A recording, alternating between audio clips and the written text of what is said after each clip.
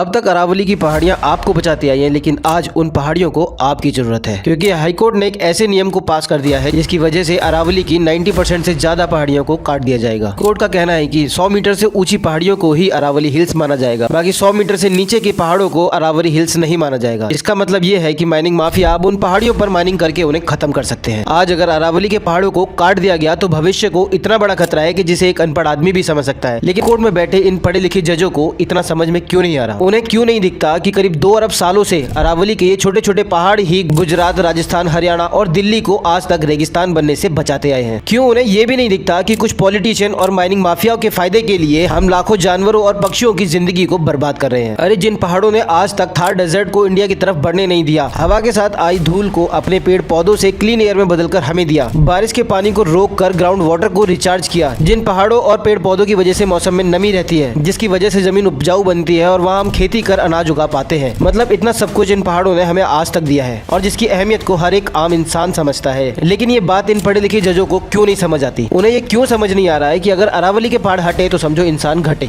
शायद इसलिए कि पैसे में इतनी ताकत होती है कि उसकी चमक से हर एक इंसान अंधा हो जाता है, उसकी सोचने और समझने की क्षमता खत्म हो जाती है और वो सिर्फ अपने ही फायदे के बारे में सोचता है। उसे ये समझ नहीं आता कि उसके आज के फैसले उसके कल को बर्बाद कर रहे हैं। हम डेवलपमेंट के नाम पर अपनी ही जड़ों को उखाड़ कर फेंकते जा रहे हैं और अगर ऐसा ही चलता रहा तो वो दिन दूर नहीं होगा जैसा हॉलीवुड की साइंस फिक्शन मूवीज में दिखाते हैं कि पानी की एक एक बूंद के लिए आदमी एक दूसरे की जान ले लेता है। एक तरफ तो हम साइंस के नाम पर दूसरे ग्रहों पर पानी ढूंढ रहे हैं, लेकिन अपनी ही धरती को हम लगातार सुखाते जा रहे हैं। अभी भी टाइम है, अपने जंगलों और धरती को बचा लो, वरना एक दिन ऐसा आएगा जब हम यहाँ बचने लायक नहीं रहेंगे। Share this video with your friends and family and comment #SaveAravali।